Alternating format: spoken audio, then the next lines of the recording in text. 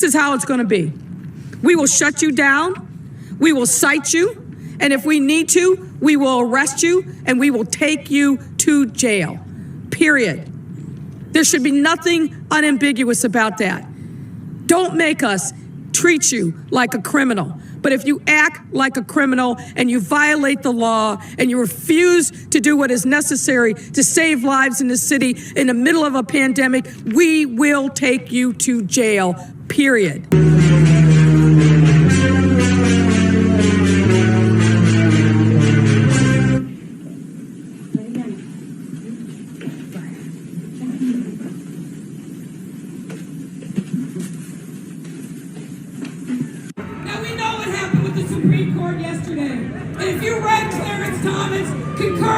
He said, thank you, fuck Clarence Thomas. Fuck you, Clarence Thomas! He thinks we are going to stand idly by when they take our rights, our right to marry, our right to have children, our right to live. All right, this is a Fox News alert. I think most of you here and at home are going to like. Big news from Chicago and the mayoral race, with 87% of the vote now reporting incumbent Mayor Lori Lightfoot is losing by a significant margin. She is now in third place behind two other Democrats with only 16% of the vote. Now, keep in mind, with no majority, this race will head to a runoff between the top two candidates. Right now, she's in position number 3, as you can see. So we got to pull for Brandon Johnson. So sort of like, let's go, Brandon. Look at what's happening to Mayor Lori Lightfoot. She is being kicked out of being the mayor of Chicago, and hopefully they finish the job because she doesn't deserve that position. She ruined that city with crime, and Buckhead is fed up with it. I'm hoping she gets her ass kicked tonight and loses. I really am. Sorry, I'm just being honest. Me too. Let me ask you this. Hello, everyone, and welcome back to the Dr. Nasir Shaikh Show. I'm your guest host. My name is Dr. Nasir, and as you can see, we got something great on tap for you today. Down goes Lightfoot. Down goes Lightfoot. Down goes Lightfoot. That's right, folks. Lori, the Lightfoot loser. She has lost in her bid in the primary. It is absolutely humiliating defeat. She came in third, folks. And there's so much to unpack in that previous clip that you saw. So what I'm going to do is go through it again, give you my reaction to it, because it is so, it's just, I'm chomping at the bit to give my reaction to that. And then after that's over, I want to give you some background material on the two gentlemen who did win, came in 1 and 2, and basically give you an idea as to what's going to happen with those two in the runoff. So with nothing further said, let's go to the videotape. We will cite you, and if we need to, we will arrest you and we will take you to jail. Period. There should be nothing unambiguous about that. Don't make us treat you like a criminal. But if you act like a criminal and you violate the law and you refuse to do what is necessary to save lives in the city in the middle of a pandemic, we will take you to jail, period. Folks, what we just saw there, okay, was Mayor Lori the loser Lightfoot putting the proclamation down during the pandemic that if you violate any of the edicts that the government institute on you, stripped you of your First Amendment rights, your Second Amendment rights, your Bill of Rights, the Constitution, just shredded it, tore it up, stomped on it, defecated on it, just got rid of it completely so they could control you and everything, right? And they said you were a criminal if you didn't put a mask on. You were a criminal if you went outdoors with more than 4 or 5 people. You were a criminal if you had more than 2 or 3 people over to your home. You were a criminal. Remember the Lollapalooza concert towards the end where they had, 200,000-300,000 people or whatever it was over there? Did they shut that down? Of course not. But if you happen to be in a protest and you were a Donald Trump supporter, they were shutting you down. You couldn't do anything. You were violating the edicts set by the state. to trample on your rights. So guess what, folks? She got her comeuppance. She got her due. But you know what she didn't do? If you were raping people, if you were murdering, if you were robbing, if you were assault and battery, if you were trespassing, if you were sexually assaulting someone, if you were robbing a bank, if you were going into a store and looting it, if you were doing any of those things criminally, nothing was going to happen to you because that was perfectly fine. If you had illegal guns, the shootings going on, nobody cared. Every weekend, 30, 40, 50 shootings every weekend, 8, 9, 10, 12, 15, 20 people dying. Didn't matter. That criminal activity was perfectly fine. But you forget to put a freaking mask on, or you basically have too many people over, or we're gonna haul your ass right off to jail. That, folks, that's fascism. That, folks, is allowing the state to take away your basic rights. And they couldn't do that, but they did it anyways because it was a democratically run, controlled city. Anyways, let's continue with this.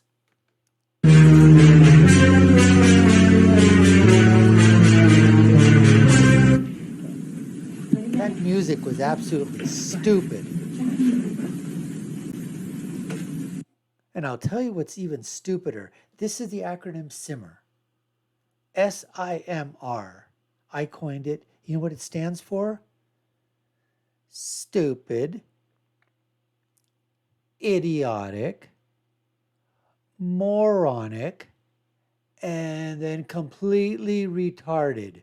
I mean, somebody actually came to Lori, the loser Lightfoot, and said, Mayor, I think if we dress you up in a stupid ass costume, put on a couple of billboard signs that say Clorox and Germex, and you start handing out packets of Germex and cleaning wipes and all kinds of stuff, and you dress up as a stupid hero, I think that's going to really sell this to everybody. So I think that's a good thing to do. And so they went ahead and did it. And let me tell you something. It turned out to be stupid, idiotic, moronic, and absolutely retarded. Because they, right here, are playing exactly the part of the stupid heroes. Unfreaking believable, folks. Unfreaking believable. Now we know what happened with the Supreme Court yesterday. And if you read Clarence Thomas' concurrence, he said, thank you, fuck Clarence Thomas. He thinks we are going to stand idly by when they take our rights, our right to marry, our right to have children. Listen, right to marry, right to have children, because she was the first openly gay LGBTQIA MOUSE. Hey, let me ask you, how's that Disney thing working down in Florida, by the way? Anyways, I mean, and she actually called a sitting justice on the Supreme Court and basically dropped the F-bomb on him because of his opinion. Unfreaking believable, folks. Unfreaking believable. Let's continue. Our right to All right, this is a Fox News alert. I think most of you here and at home are going to like. Big news from Chicago and the mayoral race, with 87% of the vote now reporting incumbent Mayor Lori Lightfoot is losing by a significant margin. She is now in third place behind two other Democrats with only 16% of the vote. Now, keep in mind, with no majority, this race will head to a runoff between the top two candidates. Right now, she's in position number 3, as you can see. So we got to pull for Brandon Johnson. So sort of like, let's go, Brandon. Look at what's happening to Mayor Lori Lightfoot. She is being kicked out of being the mayor of Chicago, and hopefully they finish the job because she doesn't deserve that position. She ruined that city with crime, and Buckhead is fed up with it. I'm hoping she gets her ass kicked tonight and loses. I really am. Sorry, I'm just being honest. Me too. Let me This is absolutely great. Sean Hannity comes in and says, I hope that she gets her ass kicked. That's right, her derriere. Absolutely smack-olaed. And that's exactly what happens, folks. Exactly. She ends up losing, coming in third, humiliating, folks. I think it's only happened one time in the past where an incumbent mayor of Chicago lost and only was a one-termer. And it couldn't have happened to a worser person than Lori, the loser, Lightfoot. You know what? Now that she's lost the mayoralship, she has a great future if she goes to Hollywood, where all the other hypocrites are, and she could get a great role as a stand-in, as a zombie, folks. Absolutely, as a zombie. I believe it. With that face and that figure, ooh, she would be the perfect zombie in some movies that are making in the hypocrite of Hollywood. Anyways, folks, I want to go with some background information and talk to you a little bit about the two other contenders that are running now for mayor in a runoff, and we're going to get to that clip right now. So here we have it here, Lori Lightfoot, the first black woman and first openly gay person to ever serve as mayor, became a one-term mayor. At the time of this posting, 99% of the precincts reporting she has 17.06. I'm sorry, she finished third in the election with 17% of the vote behind former Chicago Public School CEO Paul Vallas, who won by 34%, and Cook County Commissioner and Chicago Teachers Union organizer Brandon Johnson, who wound up with around 20%. Now, Vallas is around 69 years old. Johnson is 46. They're going to face off in about 5 weeks, April 4th, to decide who will become the 57th mayor of Chicago. Now, Mayor Loser Lightfoot, said, obviously we didn't win the election. Wow. No wonder you're so smart there, Lori. You really figured that out all on your own, huh? But I stand here with my head held high and my heart full of thanks, she told supporters. She went on to say, you will not be defined by how you fall. You will be defined by how hard you work and how much you do for other people. Two things that she never did. She didn't work hard and she didn't do a damn thing for other people. So that's how she was defined by. And she definitely did fall. Now, Vallas basically says he's going to run on a law and order message that carried him into the runoff. He said public safety is a fundamental right of every American. He says it's a civil right. It's a principal responsibility of government. We will have a safe Chicago. We will make Chicago the safest city in America. That's going to be real tough to do. No one's been able to do it yet, going back, to the heyday of Chicago. No one's been able to do it. I don't think he's going to be able to do it. I think it's just talk, but we'll see. He said it will not only come from providing the police with resource support that they need, but by building a bond between the police department and the community so we have true community policing. He says, I'll have zero tolerance when it comes to violating the law or violating the Constitution. And he said, this is coming from him because he's from a family of 4 police officers, including his wife. Now, Brandon, on the other hand, let's go, Brandon. Let's go, Brandon. Now, Brandon basically said, you know what? He said this would never happen. He goes, he's so happy. He's the happiest ever been, other than when his son came back from overseas. And he basically says is they're talking about building Chicago to truly invest in people.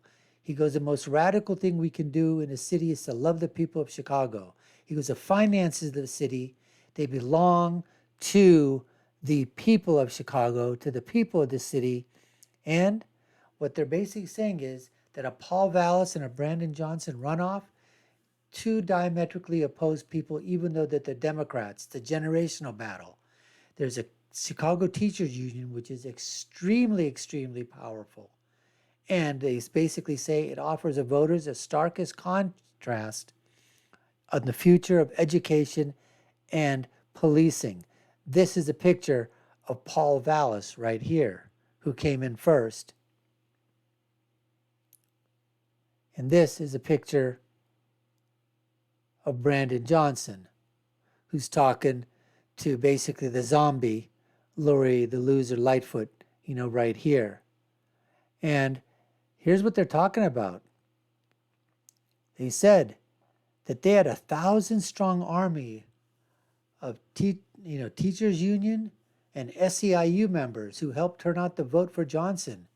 And he was a relatively politically unknown, but he basically went right into the finals of the mayoral sweepstakes.